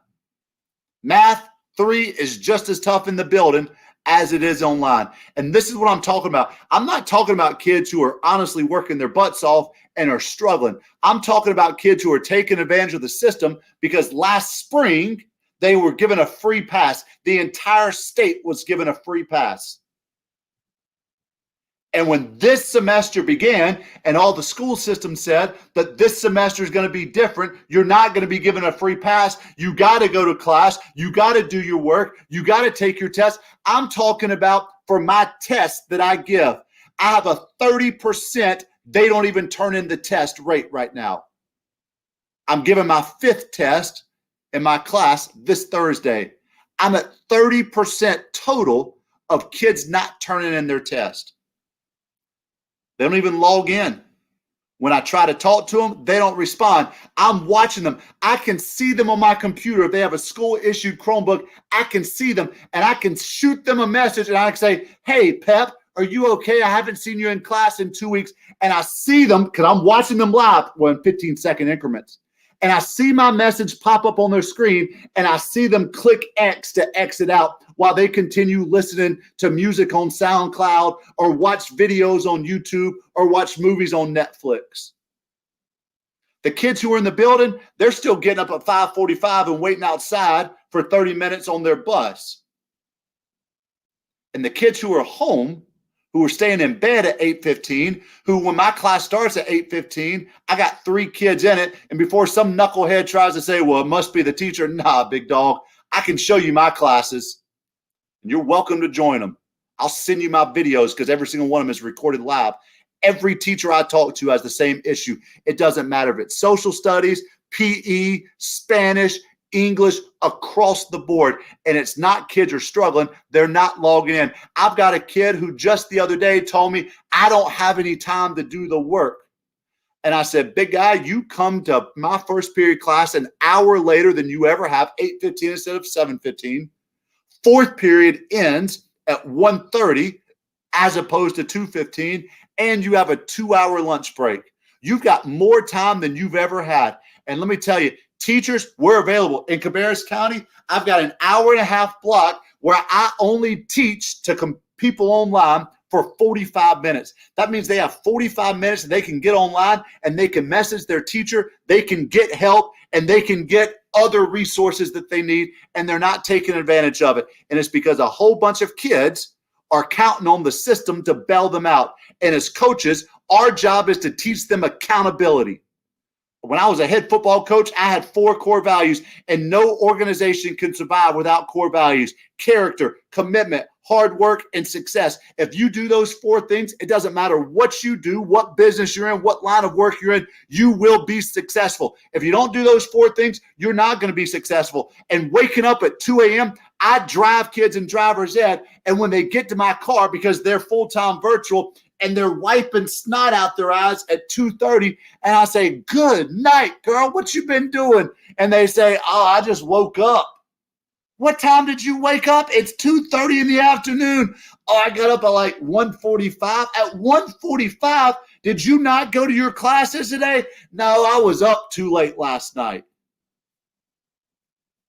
So we're saying because a few kids are legitimately struggling, that we're going to bail out all the kids. Let me tell you something. When a high school issues a diploma, a high school is issuing a diploma, that is a stamp, that is a seal from West Charlotte High School, from West Cabarrus High School, from Kramer High School. That's a stamp, that's a seal from that school that is telling the community, that's telling the taxpayers, that's telling the local businesses that this child, this student has met certain regulations and certain standards, and never, ever, ever should we lower those standards. I said this on Twitter the other night.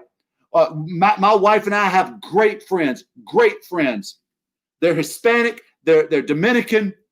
And years ago, my wife's friend told her that the only expectations that she had for her child, and that this lady works her butt off, the only expectations that she had was that her kids pass her classes. And I told her, I said, if the only expectation is that your kid passes that class, he will never make a single B in his career, ever.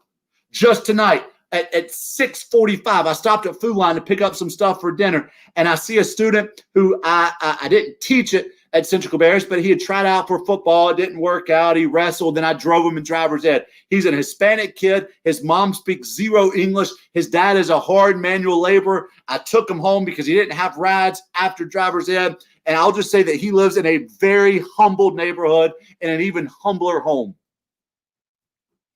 And this is what I asked him. He showed me his permit. He was all excited. I forgot that I'd driven the kid, honestly.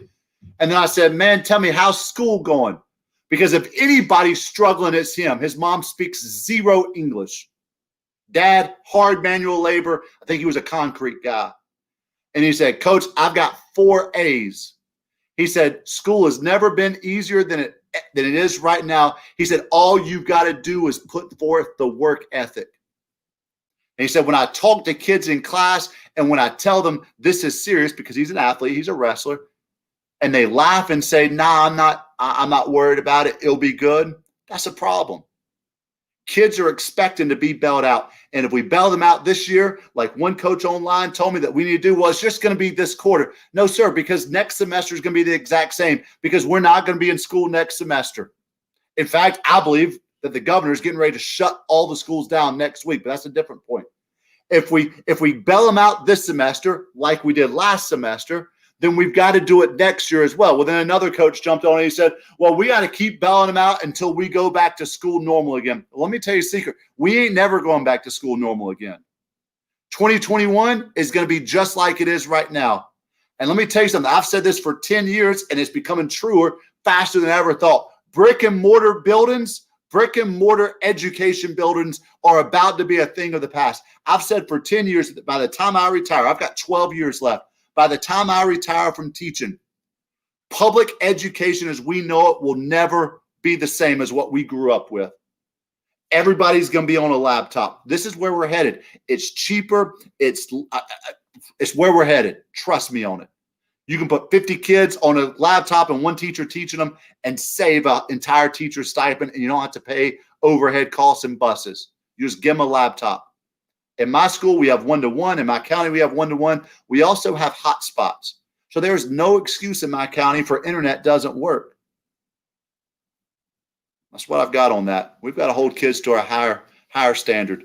And that's as a coach, that's what I wanted to do. That didn't mean that I didn't have a drawer full. In fact, I was just talking about this with my electrician because my power was out an hour and a half ago.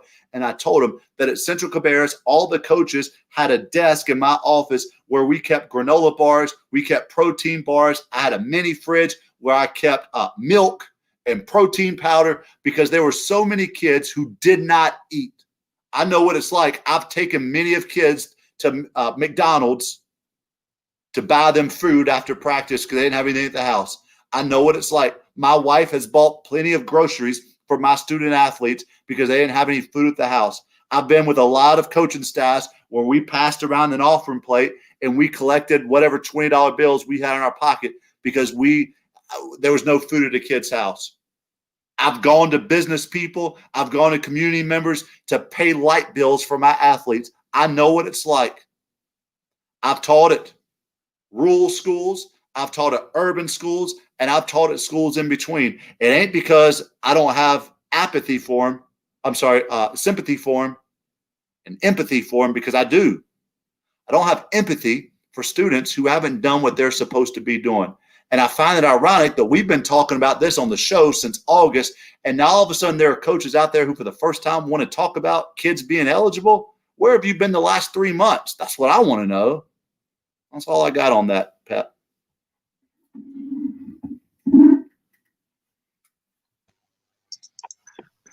I'm going to unmute everybody else.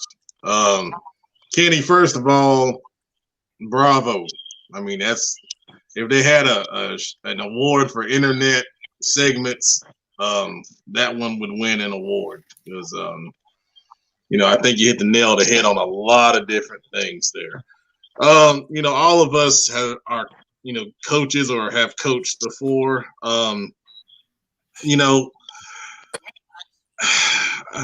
Me personally, it's I see both sides of the situation, but at the end of the day, I think you have to keep the standard, as Kenny was saying.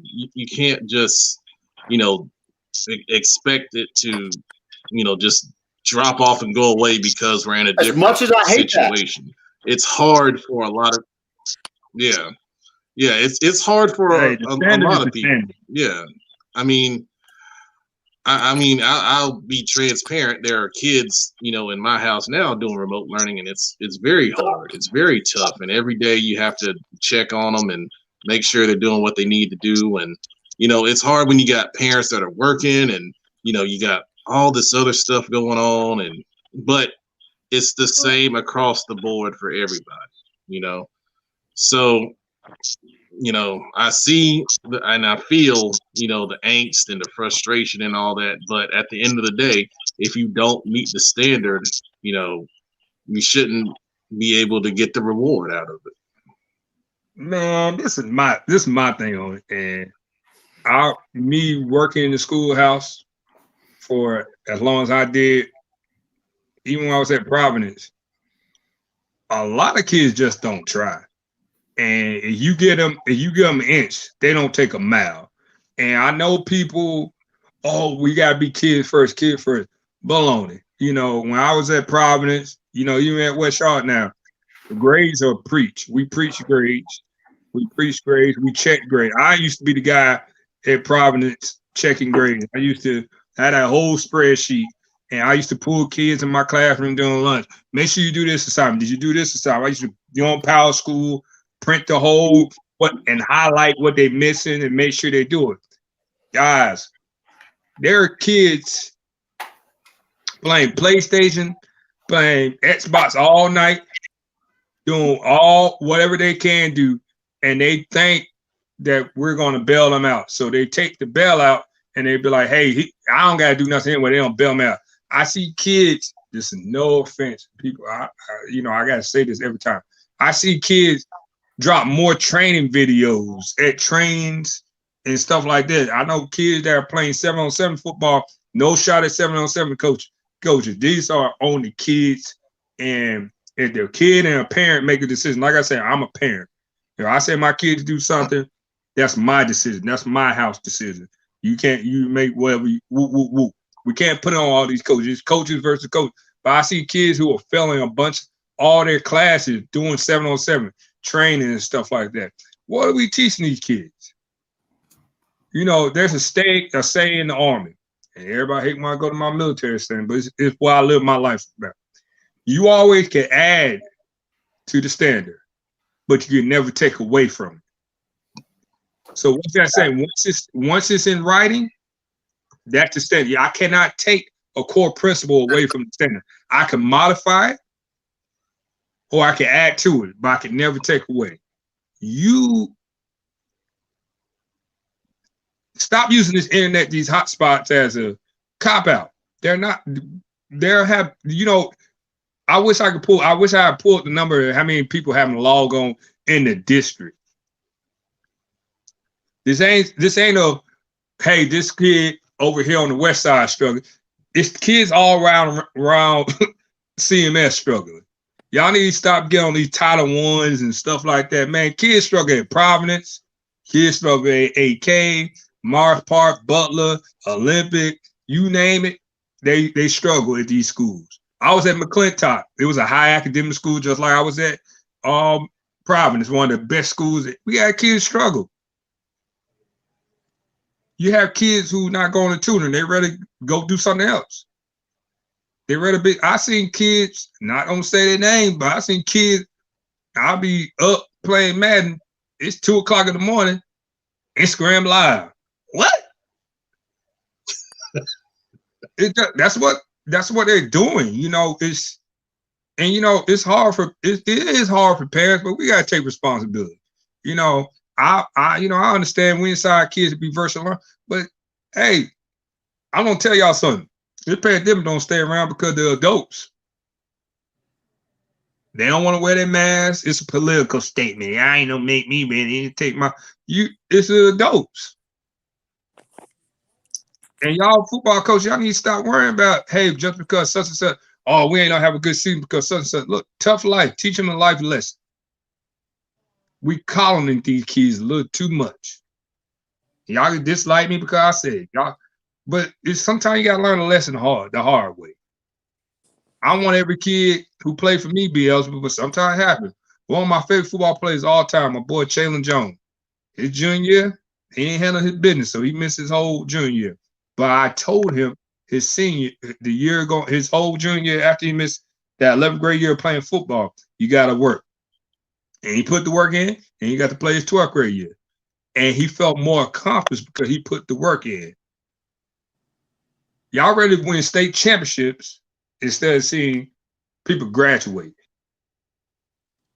Y'all rather have more D1 athletes to see D1 people going to school for education.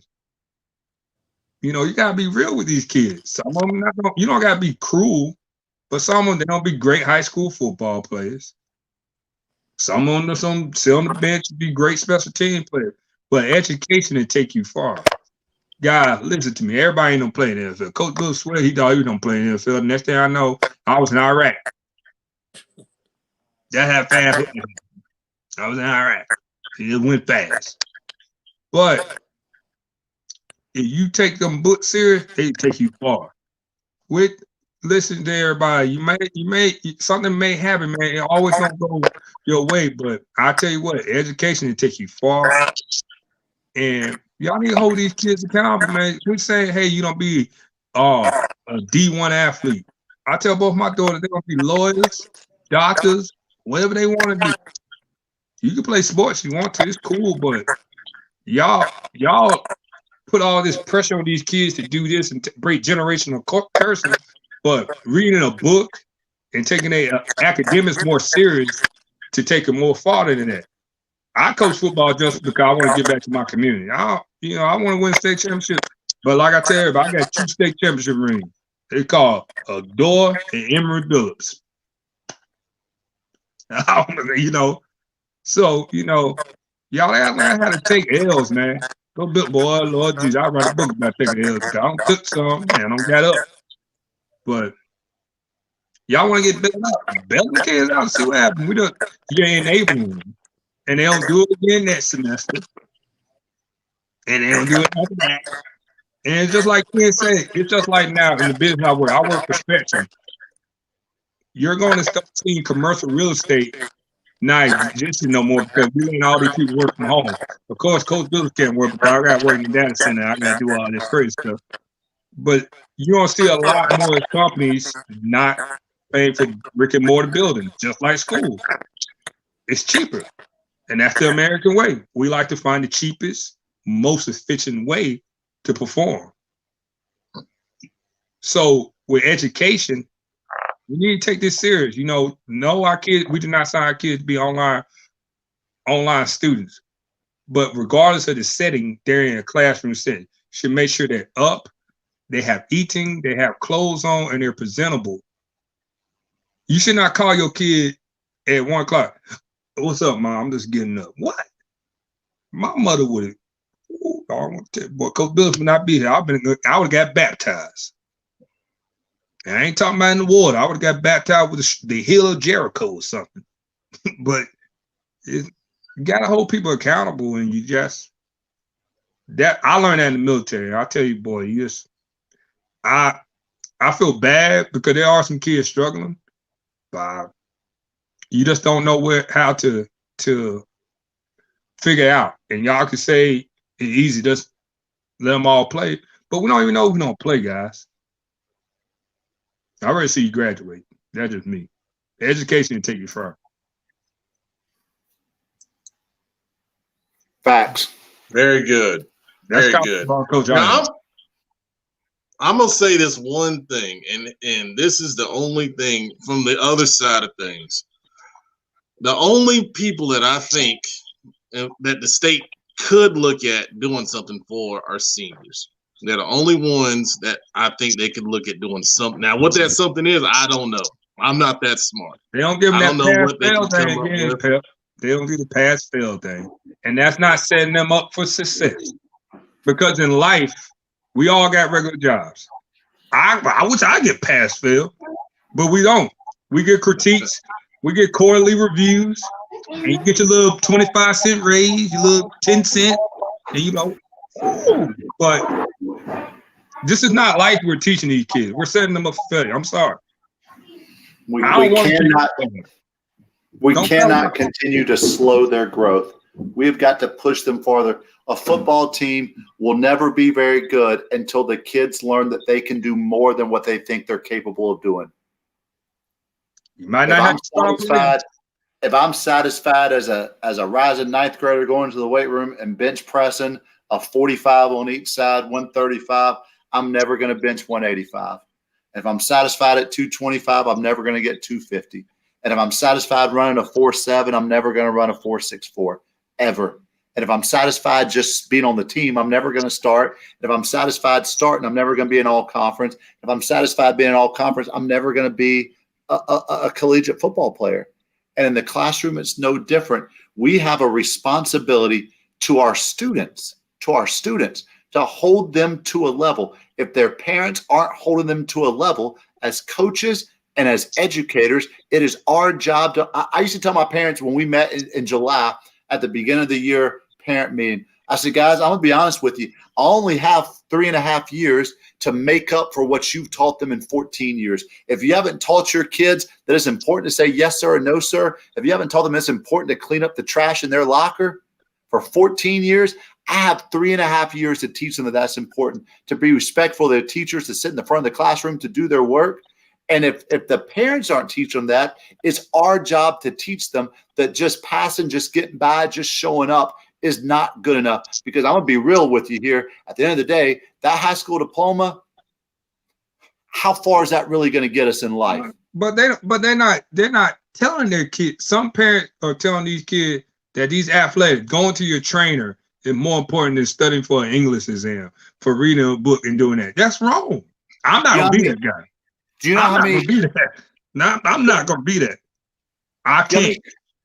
How many conversations I've had this semester with a parent, with multiple parents, when I say a parent, with a parent, and they call me up and they say, Mr. McClellan, you marked my child absent on Friday. Well, yes, ma'am, because your child didn't log in and they didn't do this 5-minute assignment.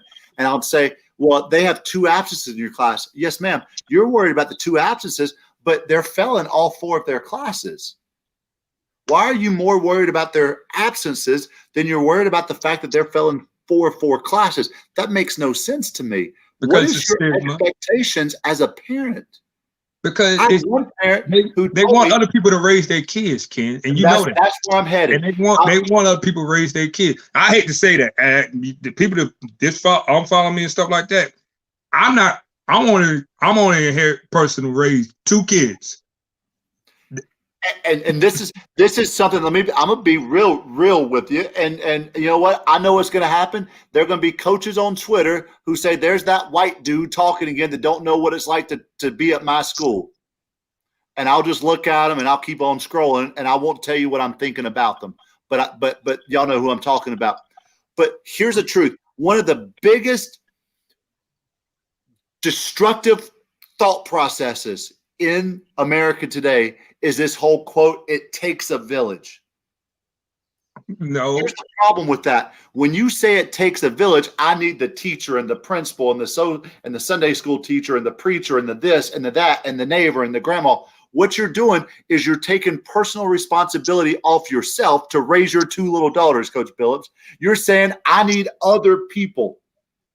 You're allowing them to do your job. And Coach Billups, I've had this talk. Coach Billups, it is your responsibility, and not because he wants it, but we've had this talk as men. It's your responsibility to teach your daughters how to be good people. It's not anyone else's responsibility. And I take ownership of that because I'm a very prideful person. Like even when I coach football, I'm not one to say, "Oh, these are like my son." No, they have a father. These are like my little brother. I'm a branch. I tell every parent, Coach Bill, thank you for everything you do. Hey, I'm just a branch. It's a tree. Your family is a tree. I'm just a little branch. And I'm going to do my part because maybe one day somebody could pour into my kid, make sure. But my children, you don't got to work. That's my job. Me and their mother's job to raise our kids. And that's what I'm going to do. I don't talk bad about how people raise their kids. I don't know me and how I was raised. You take responsibility. When that kid came out, came down the birth canal, that became my responsibility. That's why my hair like this. I do what I gotta do. Christmas, I make sure they get, I make sure I pay Santa Claus, make sure I go do what I gotta do. I make sure they clothed, I make sure they fed, because that's my job. I would walk around looking like this, as long as my kids are fly, that would matter to me. State championship rings don't mean nothing to Coach Bill. I got mine. And that's what people, and you got to point to these kids and say, hey, sometimes materialistic things are not important. It's the lessons that you learn in life that's going to push you forward. That what makes me a great coach, because I could build relationships. I'm going to be transparent. You know how many times I had to wipe mud off this pretty face? But that's life. You know, you guys are spot on everything you're saying, man. And you know, there's not a lot more that I can say. I totally agree with everything you're saying. I saw some of the comments, Ken, you know, when I was scrolling through the other day on, you know, your posts from other prominent high school coaches, you know, here in the state. And they don't know. You know, and you know, I know it. We all know it's hard. We all know everyone is doing something that they weren't doing before this pandemic started. I mean, I can tell you now, my job in my department, we do 50% of our job now has changed just because of this pandemic. At the end of the day, there's still accountability that has to be, you know, taught. There's still standards that have to be kept. And like some of the comments that have been coming in, I've been trying to post them as they come in from different people watching. If we give kids this now, you know, they're going to expect it going forward. They already do. And then, yeah. And then when is a lesson taught? At the end of the pandemic? I mean, to Ken's point, you know, this is the new normal now. I mean, we don't know if we're ever going to go back to what we used to be, you know, as a society, much less a school system. So wait till they get to college. Yeah, we got to buckle up. Yeah, we got to buckle up, and we got to, you know, teach them, you know. I mean, I'll tell you from my personal experience, you know, we're coming down on the kids in this house, you know, because, you know, it's got to get done. You know, at the end of the day, you know, there's not going to be any kind of, you know, slack given on that part of it, because either you do it or you fail. And if you fail, failing is not acceptable. So, you know, either find a way to get it done. I will say, you know, there's resources out here, you know, for kids that are struggling, that need help. You know, like Kenny said, you know, he's done things. I've done things coaching at Harding and Myers Park and Waddell. Billups, of course, has done things. I know Otis, hell, you were there with me at Harding in 2010. And we all know, you know, there are kids in tough situations, but you're in this position as a coach to help. I mean, we can't get on here and just say, hey, you know, we need to change the system because, you know, my kids can't adapt. Well, just like in football, if you can't adapt, what do you do? What do you do? Yeah, you get on Twitter. Get on Twitter and pout. But you find a way to get it done. You know, y'all tell me keep it real. Y'all tell me keep it real. We coaches nowadays get on Twitter and tweet and argue, Twitter fight. What? But it's not a solution getting done. I'm telling you. The kids that are struggling out there, find a way to help them. If I was still in the building, I was still doing what I do. You find a way to help him. You ask the parent, you say, sit down with that kid and help him. If my daughter was in school, they were struggling, I'd be like, hey, I had to make time. I'd be like, you know what? I want to sit there and play Madden. I'm like, God, I got to drop out of the league. My child education is more important than me dominating the gridiron. But that's just me. You know, you got to have your priorities right. You know, I'm sorry, a lot of people don't. It's tough. Nobody wish this on anybody, but you gotta suck up. You gotta be a parent, and that's what's wrong right now. Is we're getting exposed as parents because we actually got to be parents. I spent the whole weekend coloring, playing dolls, playing ice cream. I was mad. I wanted to sit and play my PlayStation all weekend, but I can't. I gotta. She don't get to go daycare, so I gotta. We go up and down the stairs. 1, 2, 3, 4, 5. You got to do this stuff. And I don't be on Twitter. Y'all see on Saturday and Sunday, I don't be on Twitter like that. I be dead at daycare. And I love it. You know, but I have to do it. Nikisha Riggs just said it on here. She says her job. Here's the thing. every single parent has the ability to download Power School on their cell phone. Yep. That means as soon as their child is marked absent, a notification, a text message pops up and says your student was just marked absent in their first period class.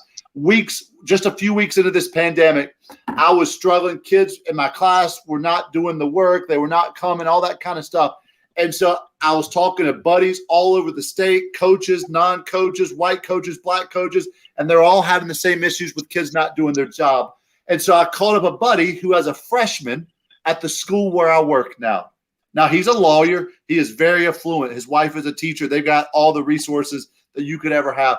But I called him up and I said, man, your kid is a freshman at a brand new school online. What is that experience like for him? How tough is it? And he goes, Kenneth, man, I'm not going to lie. He's a pretty straight shooter. He's from Syracuse. He goes, man, I'm not going to bullshit you. He said, this is the easiest school's ever been. My kid has 3 100s and a 98, and the 98 is in band. And I said, Chris, what is the difference, man? What is going on? He said, because I have Power School downloaded on my phone. He said, as soon as that, and I won't tell you the words that he uses because I've already messed up once. He said, as soon as that knucklehead doesn't log in, he said, because it's slow at the courthouse right now, I'm either calling them or if I can, I'm jumping my butt in my car and I'm driving to the house and I'm ringing them up by the neck, asking them, why in the bleep aren't you logged into your class? And when a teacher puts in a 0, it's the same exact thing. In fact, when I talked to him, he was on his way home to put the smackdown on his 14-year-old boy at that exact moment because he had just had a 0 put in and it dinged on his phone. Parents have immediate access. And when parents say, we didn't know that, that's bullcrap. Yeah. I wish Kim and the Billups didn't know when I missed it. Boy, Lord, I used to come get a shoe thrown at me. I mean, even with my job in communities and schools, I try to tell my kids all the time, even the wrestlers and the baseball players at West Charlotte, it's just about you holding yourself accountable for what you want in the future. Because I've done a lot more talking to college coaches with kids that graduated last year with a pass or a fail, trying to explain to them why they got that pass or fail. So I just think it's just on the parents and us as coaches. I look at it like December 18th is the last day for class, and January 8th is going to be Black Friday. We're going to know if we're going to have 60 guys playing football or we're going to have 30 guys playing football, or if I'm going to have a wrestling team or a baseball team or not. So January 8th is doomsday for me. That's Black Friday for a lot of high school coaches or coaches, period, for anything that's going to happen in the spring. So it's up to the kids and up to the parents. It ain't up to us no more. I mean, they got 2 weeks to get it together. If they don't get it together in these 2 weeks, it ain't gonna happen. I'm gonna play with the guys I got. If I got 11, I got 11. If we got 22, we got 22. We're just gonna play what we got. But the lesson got to be learned. Amen, brother. Well, guys, I think we hit this topic on the nail on the head. A lot of great points were made. I'm sure we'll get some comments on this because we do have a good number of people watching tonight. I mean, I appreciate everyone tuning in. Earlier, we did the conference projections. You can go back and see that on the replay. We just spent, a good bit of time talking about eligibility. Of course, as Coach Powell just said, January 8th, it's kind of pretty much the deadline. That's when the first semester ends. Second semester begins. Of course, second semester, we're going to have football along with other sports being played this year. So eligibility has been a hot topic. But you see this panel right here, all football coaches all believe the same thing. We adapt, overcome, find a way to get it done. If you need help, if you're a parent watching this and there are some kids out there that need help, reach out to you. And we had Coach Washington from Mountain Island Charter. He's a counselor. He said counselors are still available. Reach out to your counselors. As football coaches, you have to, set the standard and help your kids through this. I know it's hard for everybody, but we have the same standards still apply, and we've got to find a way to get it done. We'll see if the state comes up with something. We'll see if the local LEAs come up with something, but we'll still be doing the show on Wednesday night. We'll be back in our normal format with the normal crew. But we wanted to do this special show tonight to really talk about these two topics because they've really been hitting, and we really needed a lot of time to explore them fully. So once again, on behalf of Coach Billups, Kenny McClamrock, and Coach Powell, Matt Marr, Petman, we're signing off Football Focus Weekly. We'll see you again Wednesday night for the normal show. Thanks for watching, everybody.